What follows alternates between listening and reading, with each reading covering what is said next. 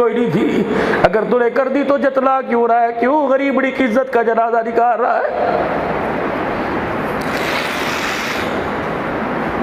دوسرا وہ آدمی جس اللہ قیامت کے دن رحمت کی نگاہ سے نہیں دیکھے گا، جو شلوار ٹخنوں سے نیچی کرتا ہو۔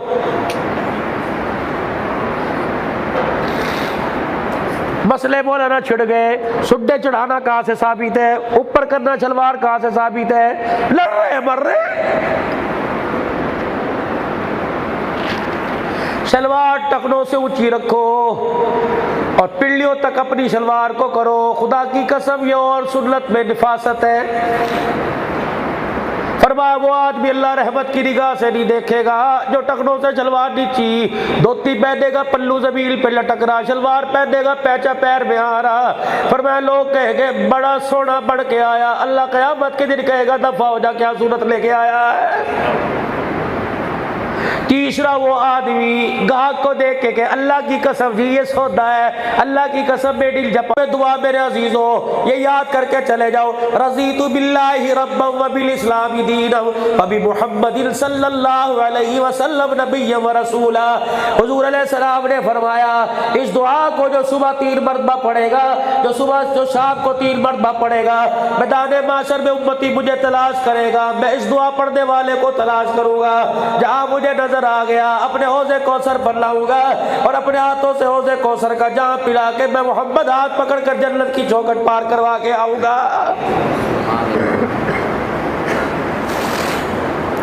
اپنی زبان کو اللہ کا ذکر کرنے کی عادت ڈال لو۔ چلتے پھرتے اگر وضو کے ساتھ اللہ اکبر، ایک شخص حضور کی خدمت میں آئے، یا رسول اللہ صلی اللہ تعالی علیہ وسلم فاقہ ہے، کئی دنوں کے گھر میں چولہا نہیں جلتا، آپ نے فرمایا یوں نکا سورہ نساء پڑھے کر، یوں نکا سورہ بقرہ پڑھے کر۔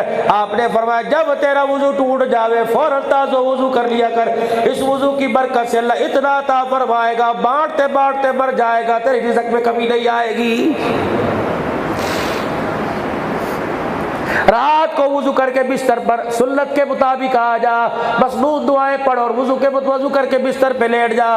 تو بڑا سو رہا ہوگا، فضائل کے اندر لکھا ہے تیری روح ساری رات 3 کام کرے گی۔ وضو کر کے بستر پر آ جا، تو بستر پہ جسم کے ساتھ لیٹا ہوگا، تیری روح ساری رات بیت اللہ کا طواف کرتی رہے گی، ہر کروٹ پر فرشتے تیری مغفرت کی دعا کریں گے۔ جب تیری آنکھ کھل گئی پیر میں جوتا بعد میں پہنے گا، فرشتہ تیری منجی کے سرانے کھڑا ہو کے کہے گا وضو کر کے سویا تھا، اس کے عوض میں اللہ نے پچھلے سارے گناہوں کو معاف فرما دیا۔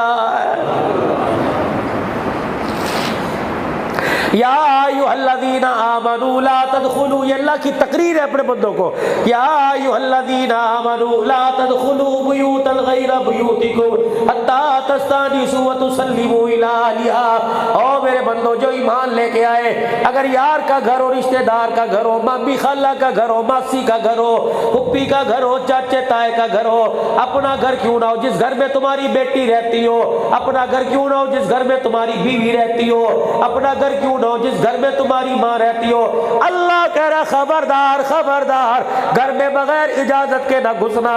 اپنے گھر کیوں نہ ہو، تیرے چھوٹے چھوٹے بچے گھر میں رہتے ہو، فرمایا دروازے پہ کھڑے ہو کے سلام کیا کر، اندر آنے کی اجازت مانگا کر۔ اللہ اکبر، یا رسول اللہ، اللہ یہ کیوں کہہ رہا؟ فرمایا میرا کلمہ پڑھنے والا امتی بڑا حیا والا، بڑی غیرت والا، اللہ نہیں چاہتا سگی بیٹی کے ننگے سر پر میرے امتی کی نظر پڑ جائے، اس کی حیا والی آنکھ میں حیا ہو جائے۔